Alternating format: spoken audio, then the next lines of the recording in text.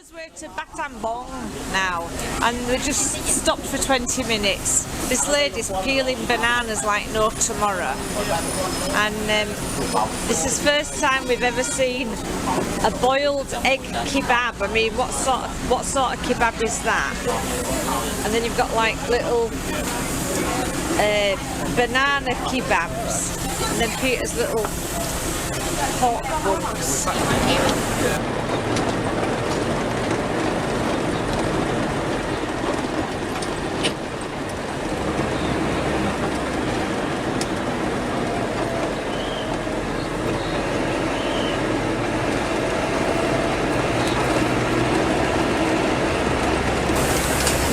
So everybody's eating, and there's this strange stall. They sell like jelly.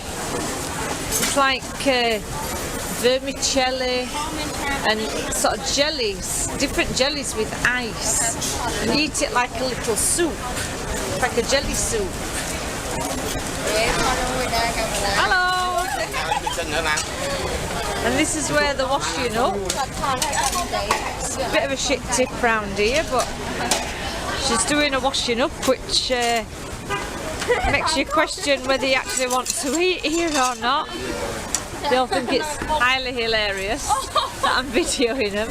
I'm sorry, you You alright? What is it? It's like, I don't know what it is, it's like jelly.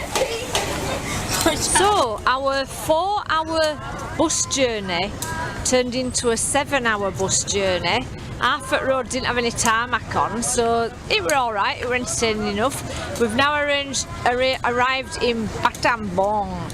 That's the river that we were originally thinking of going up to Siem Reap. It's looking very, very low in water, and it might be that we go on the bus instead. There's a couple of big hotels over there. Sorry, I think I've had my finger in front of it. A couple of big hotels with sky bars. It's like a big promenade where everybody's got the fairy lights, candy floss, popcorn. All these lads are doing the early evening exercises. Last night we saw some fantastic dancing. I don't know if we'll see any more of that. That for a position. I saw that, yeah. These blokes are playing the kicking game that we've got at home. There's lots of fairy lights. It looks highly jovial. We're stopping here for 4 nights.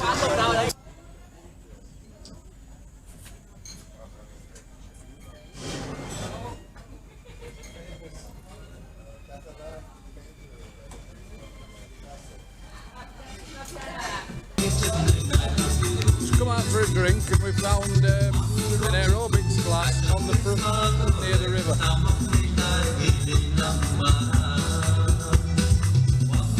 think we're going to get Janice in for it next. I'm going to do it tomorrow.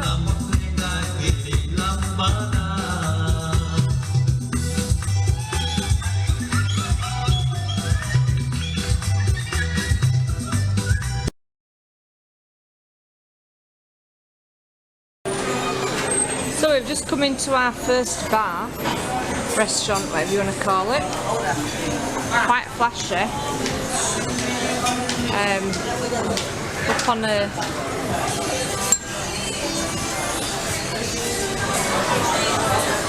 on a balcony. Don't use the battery on the phone It's down into the street.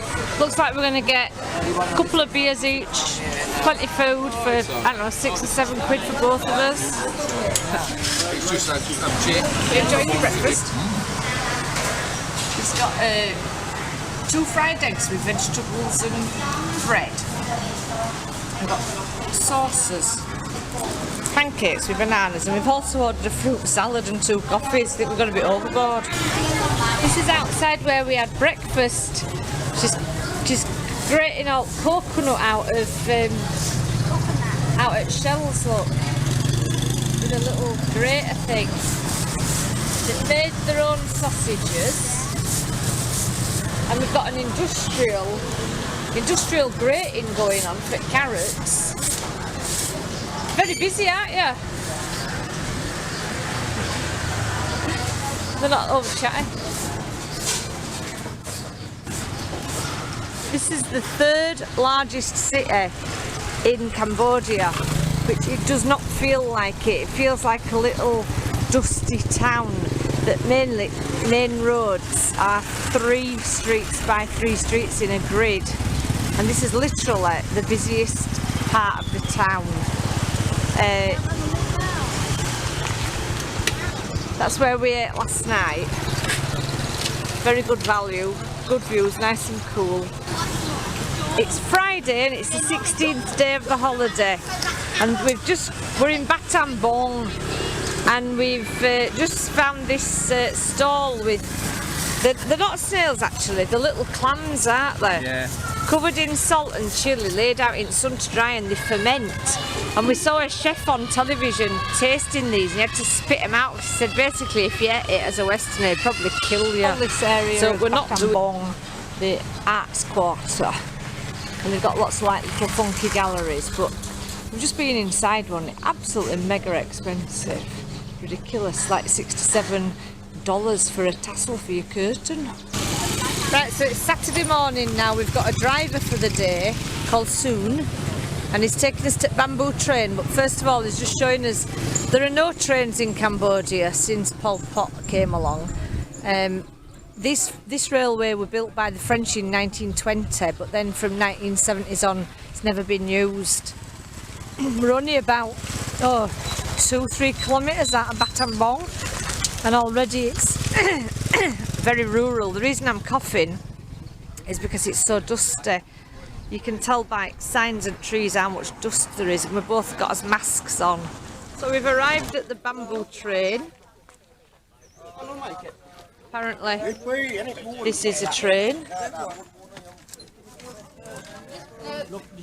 It's a bit chaotic at the moment. People trying to negotiate what they need.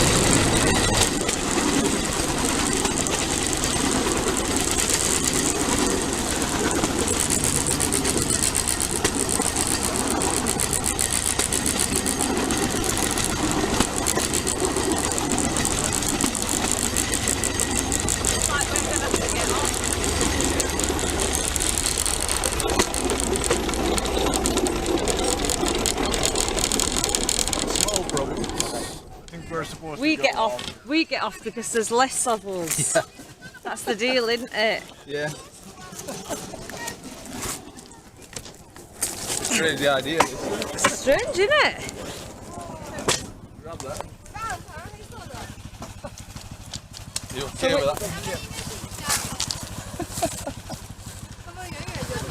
Is that a mad idea or what? Yeah. A bit of weightlifting. Today's exercise. Hello!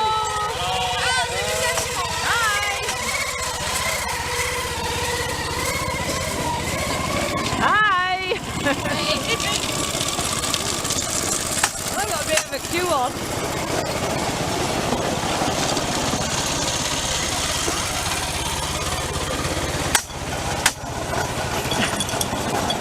Hi! That's alright, queue on.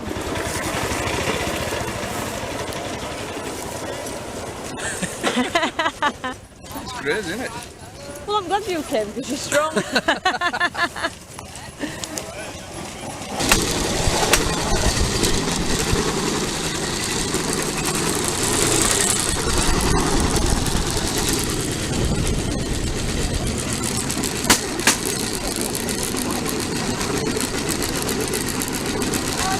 The ride stops very conveniently at a series of shops.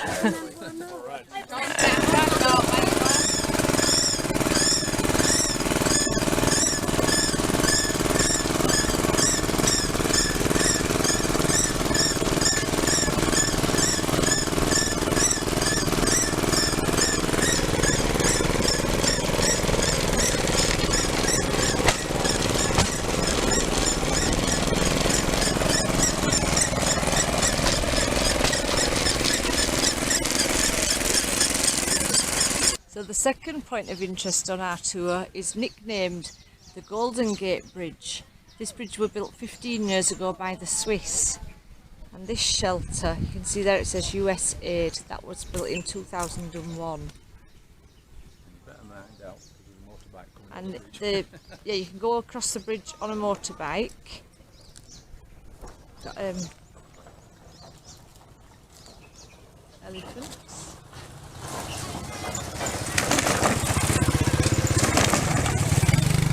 So I'm on the Golden Gate Bridge. It's quite wobbly. I ain't even halfway across yet. I ain't even over water yet.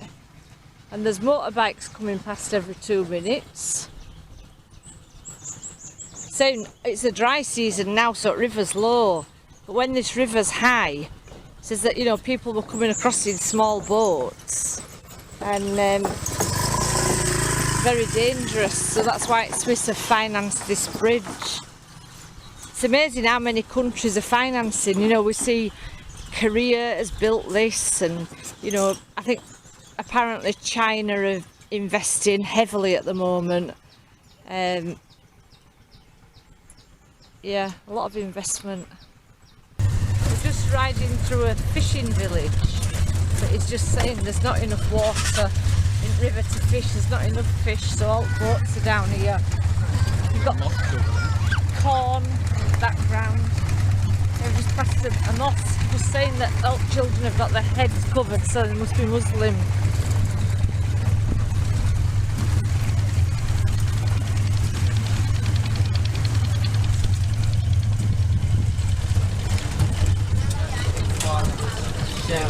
Oh yeah. So this is our transport for the day. A 150. We've not actually pictured one of these yet, have we? No, I don't think so. And this is Soon, our driver. Hi! Hello. And he's brought us to a village where there's lots of bats, fruit bats in the tree. You can see them all trying to cool off because it's quite warm.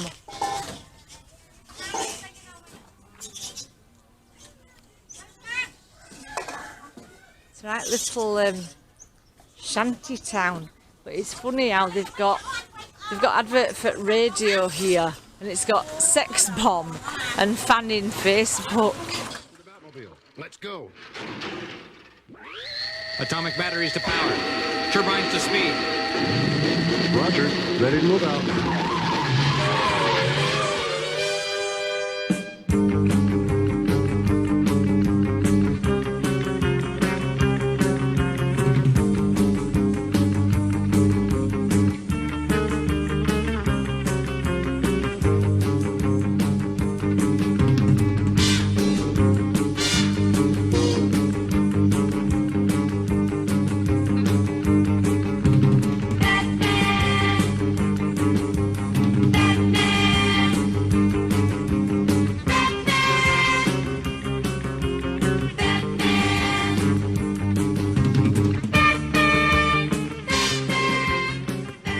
Right, we've now come to Phnom Banan, which if you look right at the top of them trees, there's a structure standing up, and it's actually 358 steps to the top. Now, to our bedroom this morning, I think it was 42 steps. We did that 3 times yesterday, and that knackered me out.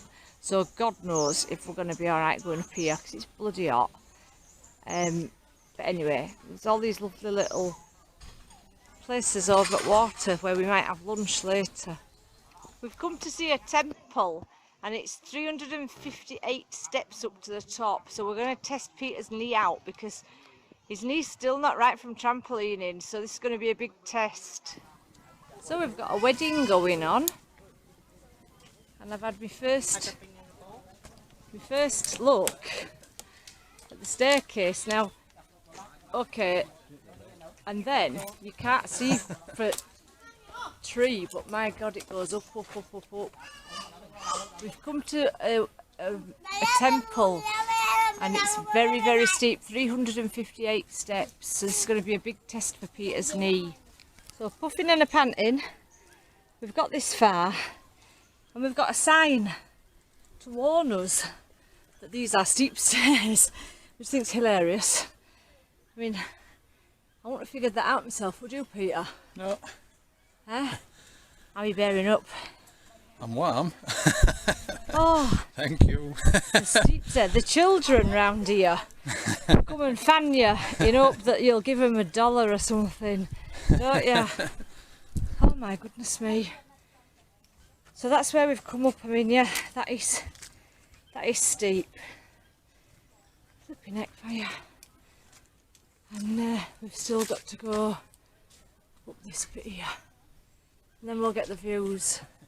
Look at all kids with fans there. So this is where we've come through. Now we've got to the top.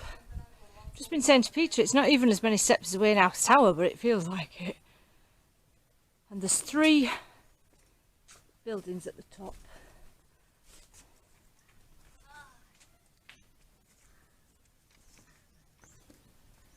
The views of the river are obscured by the trees. So that's the town of Battambang. And then you've got, they're saying that these temples were the inspiration for Angkor Wat.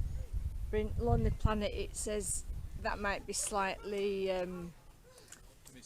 mystical, if that's the word. It's all a bit falling down, is this one? They've had to put wires around it.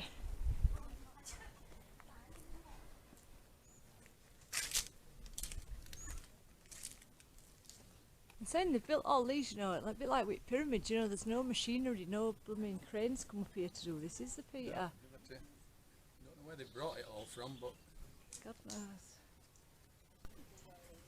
Somewhere up here there's a staircase, and the staircase leads to 3 caves. You can only go down with a guide, but we're going down a cave late this afternoon, so we don't think we're bothered about doing that. And that one leads through back to where we started, into that temple in the middle. We've got these little shelters round the lake, it's really pretty. Got lots of all these different food stalls doing fruit, bamboo, cane juice and coconuts. Right, we're now climbing up the mountain. We've decided to walk, and this is the mountain.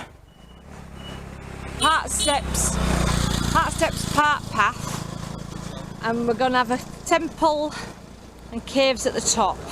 We've arrived at the top, and the gentleman in the red chair asked me for a donation for his roof because the monkeys have torn it apart. So I've given him 50p. He was most pleased with me. So this is the view from the top. Note the lack of, you know, don't jump off here kind of thing. So we came on a really, really dusty road, which I think I've probably videoed. Must be plenty of water down there. Big temple down there. You can see bright green rice fields. And somewhere down there's our driver. God knows where. There's a dish full of crickets here, which we're gonna eat. We have eaten it, passed on a salad, but I don't want ones that have been sat in the sun for like 10 years. So we've come to top, and there's quite a lot of monkeys here, so to be careful because they can be aggressive. Quite a scruffy place this, all decrepit, falling apart, and you've got to watch out for monkeys as well, so being fairly careful. We've got to figure out how the hell to get over there now because there's this great big ravine here. So you've obviously got to go to my left, but them little bloody monkeys are everywhere, and I don't want one jumping on me. No. They can nick stuff off you, you can bite you, you can get bloody rabies and God knows what. So I'm watching the buggers. So we'll try and find us way around, but it's really, really scruffy, decrepit place. We've had to backtrack down the hill because there's supposed to be a cave where all the bones are from when they bludgeoned people to death and we missed it. There's hardly anybody speaks any English around here, so we're thinking from reading the book that it's up this road, so we've had to backtrack. It's bloody hard work, my feet are hurting. So there's a painting here of the Khmer Rouge killing people and throwing them down into this cave, which we're just going to go and see. They've made some statues to represent some of the things that happen to people, pulling the teeth out with pliers. Yeah, people climbed up spiky trees, or chopping their head off. They always have musicians singing while they're doing all this so that it drowns out the screams apparently. I've not read that one about the two with the cockerels' heads, I don't know about that one. Boiling people alive. I don't know what that is in background. They've got like what looks like a pregnant woman and like two black figures. And with the women, you can see that one there. They used to pierce the nipples with pliers and then put giant centipedes on the nipples. Peter's just pointed out that up that cactus tree, they're poking her up backside with a big stick. And on this one here, she's got a blade going through her head, and her arms and neck in a vice. All those pictures at the top were representing the Khmer Rouge killing people, and they used to throw them down into this cave, so we should see some of the bones of the people that they killed.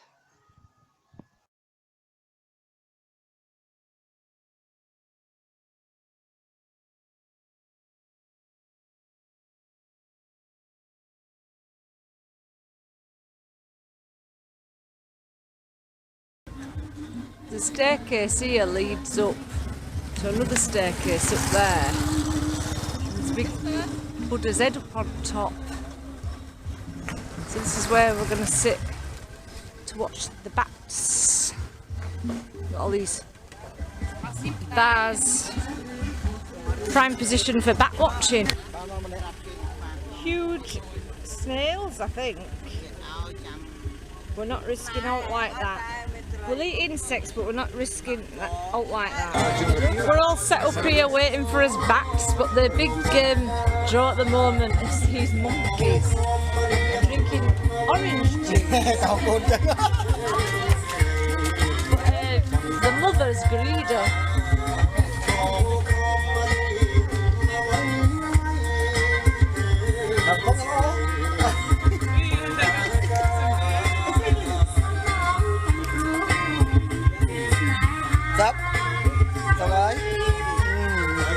Well, it started, the bats have started coming out.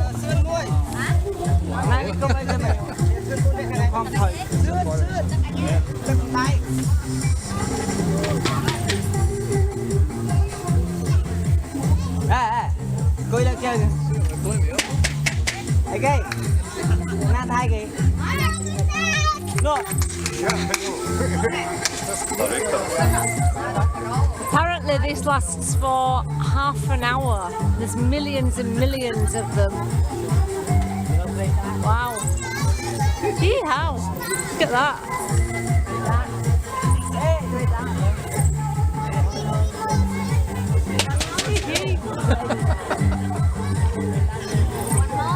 This is millions and millions of bats coming out of a cave.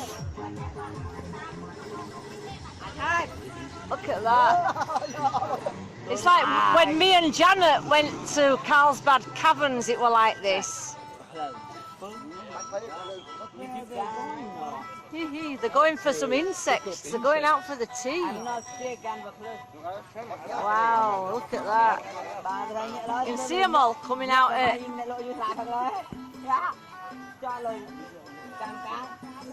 Look at that. Ooh! Bloody hell, look at that!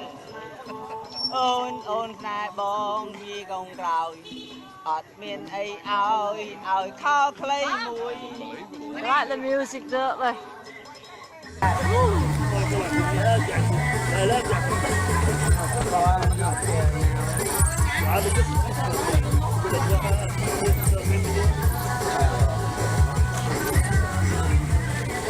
don't know if can see them actually coming out of that quite a small, well, small area they're coming out of.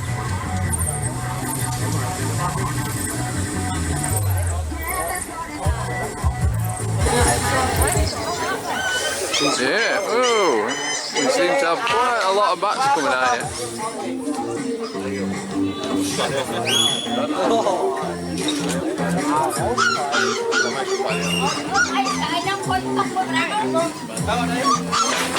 Well, the bats have started coming out. Wow.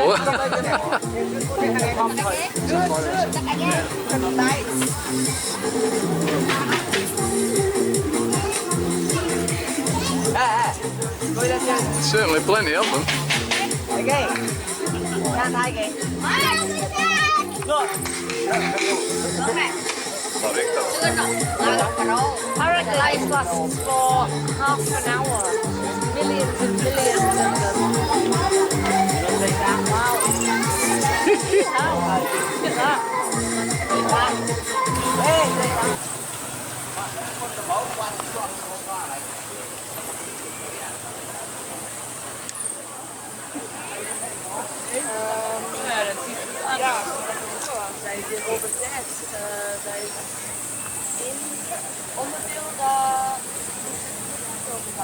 That's some pretty incredible sight.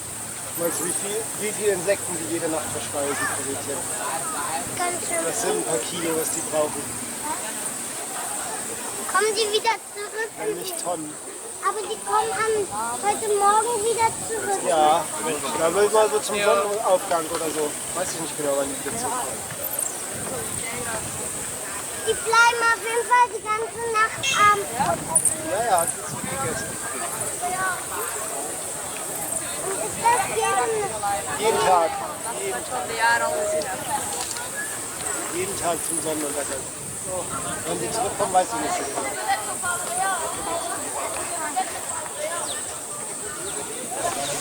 We've come to a place where they're making rice noodles. So you've got this huge thing here being filled up with water. They put the rice in water to soak for 5 hours. Then it's put in this grinding machine, ground down. The water that's left, I don't know quite what they do with that, but all these sacks are like the paste that it's made, and you put these heavy weights on to weigh it down, a bit like we do with the Wensleydale cheese. And then you've got this very, very hot fire. That's what we did yesterday. So you've got this great hot fire. Above it, this contraption, like making the noodles in Bhutan. Where that thing is in the centre, that's like a weight that's pushing the paste through into the water. Boil it for 5 minutes, comes to the surface, and it's worth 1.5 times the price of the rice that it's made from. So this man sits on this pulley system, so he's the weight to weigh it down, and the paste's all in this tub here. And then the girls have to wash while they're on the mobile phone, of course, washing the rice, well, washing the noodles, and then they arrange it in these baskets. And look, she's on Facebook. She's talking on Facebook. You get sacked, eh?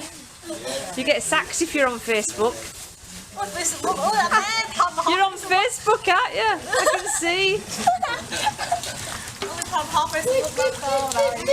So then we've got more noodles, and she's back to work now. Janet's helping with the noodle production.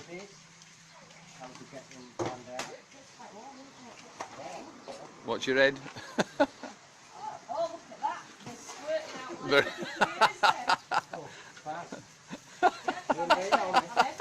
They're squirting out. She's nearly finished it already. Quick one. Yeah. It's like a little ride. Wow, that was fast, wasn't it? Yeah. Look how we weigh 63 kilos. Yeah. Ông mang glow không? Ông ngon mang glow. I weigh 60. That's it, they're all cut off now.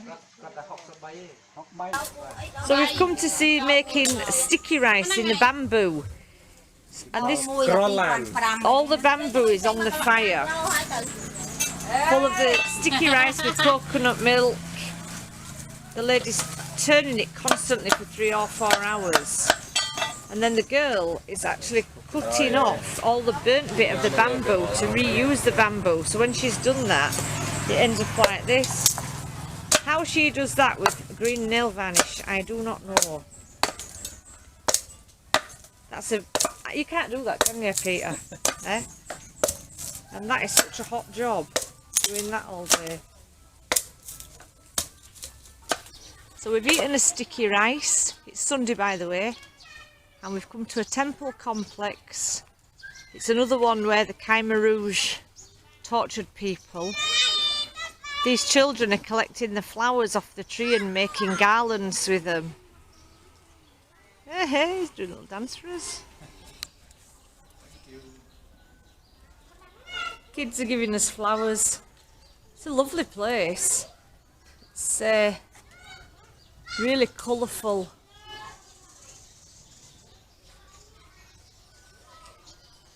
Great big doors.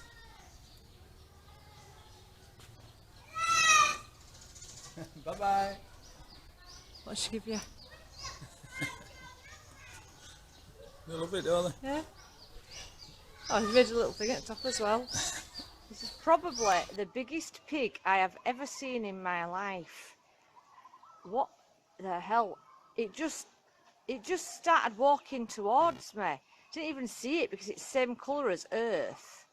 Just stood up and started walking towards me. Anyway, I'm happy now it's laid down. So it says the Well of Shadows, designed by Honourable Phok Dool. This monument was funded by the Cambodian communities in the United States of America, Canada, Australia, New Zealand and France. And you can possibly see through the glass windows that it's full of human bones. This temple shows the story of what happened to the people in Battambang. And it's saying that there were over 10,000 people put to death, used poisonous snakes to terrify the prisoners. They split the skulls and chests open with hoes. It says the tragedy, full extent of the tragedy will never be known, but the Khmer, gentle and forgiving people, will now walk confidently through the Wheel of Shadows to reclaim their ancient culture. So this shows the story from beginning to end, and it's got English at the top. People were forced to work hard from dusk till dawn to cut the jute in the water and meeting at night. All children aged 3 to 9 were taken from their parents. This plaque actually says, as a prelude to a mass execution, the victims are strung together with rope that was threaded through holes that had been cut into their hands to prevent their escape. This is some of the stuff that we saw in the museum in Phnom Penh. And then this last one says, the torturers split open their victims' chests and abdomens, removed their livers and cannibalised their organs. We've come to a place where they dry fish, and this is a natural fish, and then they've got all the fish that's coloured, like we have smoked haddock that's artificially coloured.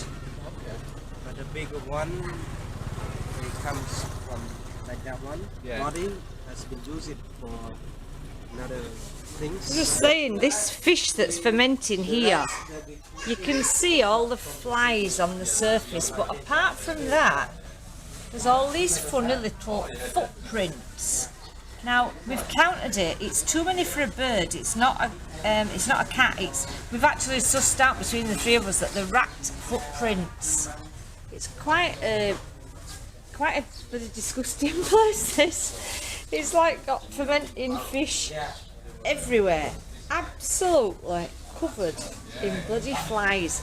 all these barrels with the rocks on top, the rocks are weighing down the fish to make the fish paste. It's the right bloody place to make fish paste. We have fish paste at home, but hopefully ours isn't made in a bloody factory like this. Even our driver said there's no way that he'd buy it here. It's just bloody buckets and crap everywhere. It's vile. Ugh. Right, hellhole. So we've got piles of fish. Vats full of fish. Wow. It's just barrel after barrel after barrel of it. God knows how they know what's what in here. They've obviously got some sort of system, but I don't know what the hell it is. The chap just coming down coconut tree there. He's he literally looks like a monkey. Yeah, and he's just got all the coconuts. He had this device where they did it with a rope, him and his wife. Bloody hell, fire. Looks like he's going to go for another one now.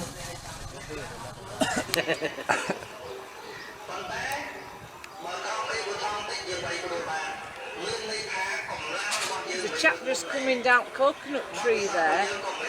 He's literally looks like a monkey. And he's just got all the coconuts. He had this device where they did it with a rope on his wife. Brilliant.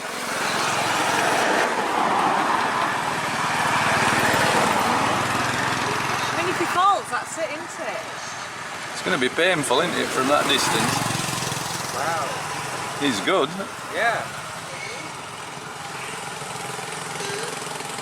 Very strong. Yeah.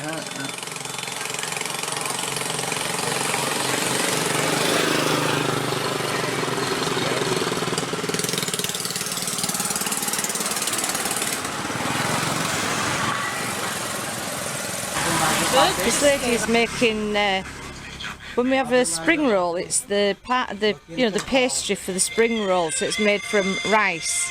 She's got 2 burners going there, steaming it, alternating it, takes it off with a spatula, puts it on these little bamboo poles. Little boy picks bamboo pole up and balances it on this grid, so they're still wet, and then to put up to dry.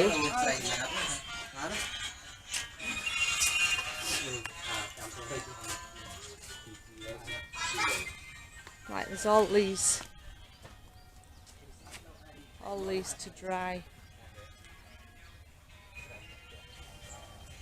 So this is a baby pineapple. This is a mummy pineapple. And then I'm sure we'll have a daddy pineapple somewhere. Somewhere else. I thought they grew in trees. I didn't realise they were near ground. He's gone to work. Yeah. We're looking at how they make rice wine. It's a similar process to beer. They've got rice fermenting in those buckets with yeast, and these are basically mash tuns, and then that's where they boil off the actual alcohol, and then it condenses first level, second level, the third level into there. Still about 10-15% of alcohol, and the last one maybe 0. Right. So they make it, they check it by, I don't know how to call it. Yeah, it's an apparatus, like not a thermometer, hygrometer. But it's a hydrometer. Yeah, like this one. Yeah. So Yeah. then they mix it together and make sure how many percent of alcohol. Yeah. Because the first level, from about 15 kilograms of rice, they can make a very strong one, the whole things. Yeah. Just only about 5 or 6 liters, Okay. which is about 60 or 70% Yeah. of alcohol. But they do not take that much, so only 1 liter from 15 kilograms of rice. Yeah. And the second stage, can be about 45 or 50, and the third stage still about 30 or 25. Yeah. And the last one is still 10 or zeros. Okay. And then they just mix up together Okay. and make like final result, which is depends on how much they add from the first one Yeah. together. So if they want to make it 50%, Yeah. they add more the first one. Okay. Yeah. And usually, So we've come to a crocodile farm, and there's 400 crocodiles here. They mainly used the skins for Thailand, the meat for Vietnam, and the rest of it is for medicine for the Chinese. It's a big area. We've just held, well, I've just held little babies. Bloody hell, look at them. All down there, all got their mouths open. All in edge coming of to see you, water. That's horrible at corner, isn't it? Yeah. All that yellow stuff. Looks like a blooming hippopotamus, doesn't it? Eh? So that one coming up now. Yeah. Right, we've arrived at the crocodile farm. They're a little bit bigger these than the ones that Janice has just held. Whoa, he's a big lad, isn't he? Mm.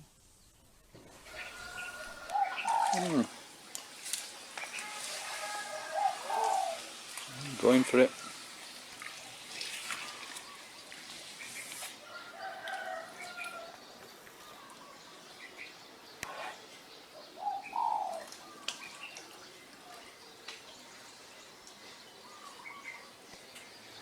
Some big uns in there. I'm just walking along this slightly dodgy walkway here.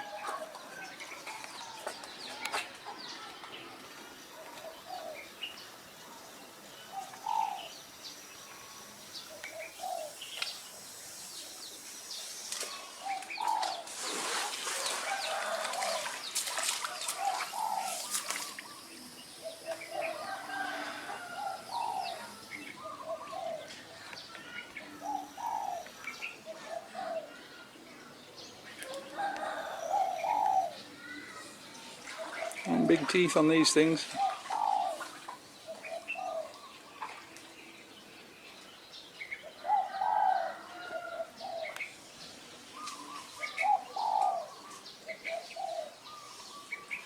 Monsters.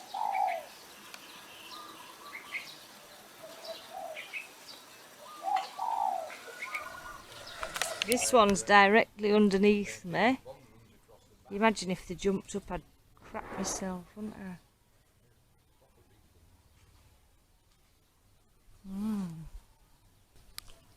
That one there with its mouth wide open.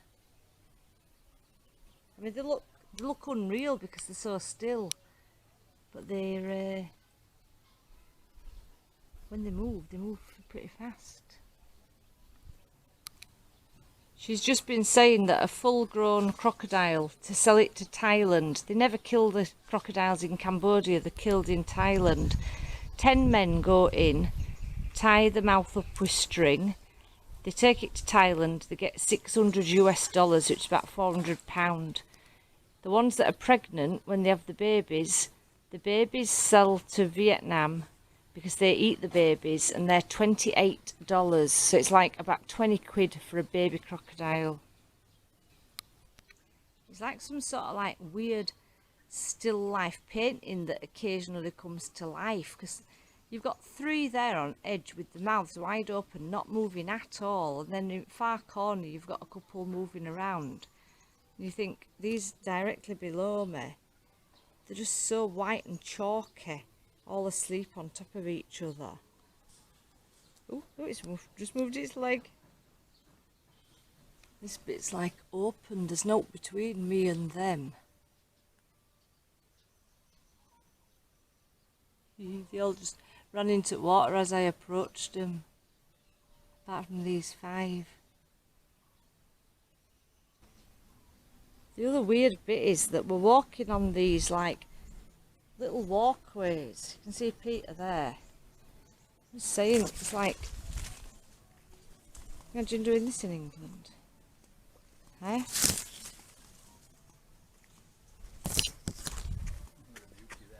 Then you've got like, oh, they're just there. Yeehaw. You got a big one on the move there. Well, we've got one or two on the move.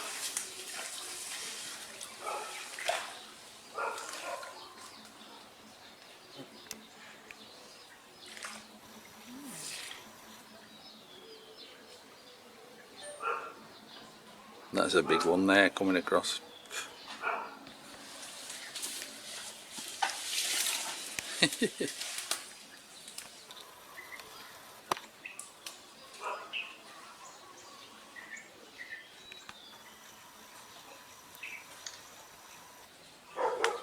You don't look over happy. Well, that one there. That one that's just gone to its side.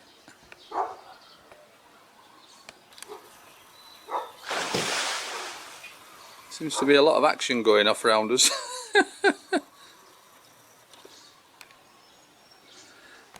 We were just saying that you're not a sort of million miles away from them. Alright, that one there is massive, and the walkway goes round here, and there's no barriers on this side. So if you have a bit of a stumble there, you'll get to meet him fairly well.